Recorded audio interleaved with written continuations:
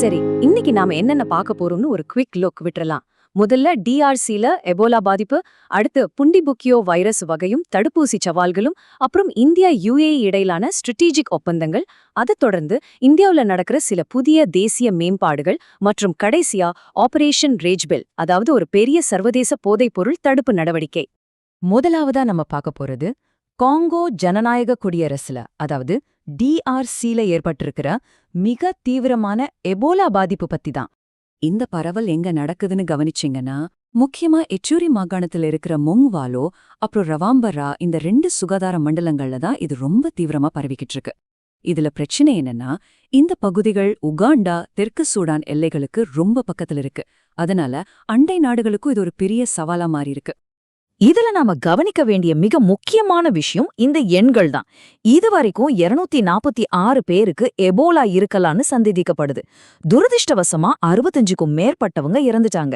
இதுக்கு முக்கிய காரணம் அந்த நகரத்தோட மக்கள் தொகை அடர்த்தியும் அங்க வேலை பார்க்கிற சுரங்க தொழிலாளர்களோட தொடர் இடப்பெயர்வு தான். அது மட்டும் இல்லாம உகாண்டாவோட கம்பாலாவுல 59 வயது முதியவர் ஒருத்தருக்கு இந்த நோய் பரவி இருக்கிறது உறுதியாயிருக்கு. நிலைமை எவ்ளோ சீரியஸா இருக்குன்னு இதுல இருந்தே நீங்க புரிஞ்சுக்கலாம். சரி, அடுத்ததா இந்த எபோலாவோட குறிப்பிட்ட புண்டிபுக்கியோ வகைய பத்தியும் அதுக்கான தடுப்பூசி சவால்களை பத்தியும் பார்க்கலாம். இங்க ஒரு சுவாரஸ்யமான ஆனா அதே சமயம் கொஞ்சம் கவலை அளிக்கக்கூடிய விஷயம் என்னன்னா, பொதுவா எபோலால ஜைர் வகைக்கு எர்வேபோ மாதிரியான அங்கீகரிக்கப்பட்ட தடுப்பூசிகள் நம்மகிட்ட இருக்கு. ஆனா இப்ப காங்கோல பரவிக்கிட்டு வர்றது புண்டிபுக்கியோ அப்படிங்கிற ஒரு வகை. 2007ல முதன்முதலா கண்டுபிடிக்கப்பட்ட இந்த வைரஸ் வகைக்கு இதுவரைக்கும் எந்த ஒரு அதிகாரப்பூர்வ தடுப்பூசியும் இல்ல. அப்போ தடுப்பூசியே இல்லாம இது எப்படித்தான் கட்டுப்படுத்துறது? உலக சுகாதார அமைப்பு சில முக்கிய உத்திகளை பயன்படுத்துறாங்க. பாதிக்கப்பட்டவங்களோட ரொம்ப நெருக்கமா இருந்தவங்களுக்கு மட்டும் தடுப்பூசி போடுற வளைய தடுப்பூசி முறை, அப்புறம் அதிக ஆபத்து இருக்கிற குறிப்பிட்ட பகுதிகளுக்கு முழுமையா தடுப்பூசி போடுறது. இதுக்காக கடந்த மே 16 அன்னைக்கு ஆப்பிரிக்கா சிடிசி ஒரு அவசர கூட்டத்தையே நடத்தி மருத்துவ தேவைகள் மற்றும் எல்லை தாண்டிய கண்காணிப்பை ரொம்பவே தீவிரப்படுத்தியிருக்காங்க. ஓகே, ஆப்பிரிக்காவோட சுகாதார நெருக்கடியிலேருந்து கொஞ்சம் வெளியே வந்து இப்போ ஆசியாவோட ராஜதந்திர மற்றும் பொருளாதார முன்னேற்றங்கள் பக்கம் நம்ம கவனத்தை திருப்புவோம். சமீபத்துல நம்ம பிரதமர் அபுதாபியில யுஏஇ அதிபரை சந்திச்சதுக்கு அப்புறம் பொருளாதார ரீதியா ஒரு பிரம்மாண்டமான வேகம் உருவாகியிருக்கு. இந்த தகவல்களை பாருங்க. நிதித்துறையில பில்லியன் கணக்கான டாலர்கள் முதலீடு, தொழில்நுட்பத்துல 8 எக்ஸாஃப்ளாப் அளவுள்ள சூப்பர் கம்ப்யூட்டர் உருவாக்கம், எரிசக்தி துறையில 30 மில்லியன் பீப்பாய் கச்சா எண்ணெய் சேமிப்புக்கான ஒப்பந்தம், அது மட்டும் இல்லாம கப்பல் போக்குவரத்துல கொச்சின் ஷிப்யார்ட் மற்றும் துபாய் ட்ரைடாக்ஸ் கூட்டு, பல துறைகள்ல 2 நாடுகளுக்கும் இடையிலான உறவு ஒரு புது உச்சத்தையே தொட்டிருக்குன்னு சொல்லலாம். இப்ப நம்ம பார்வையை கொஞ்சம் உள்நாட்டு நோக்கி திருப்புவோம்.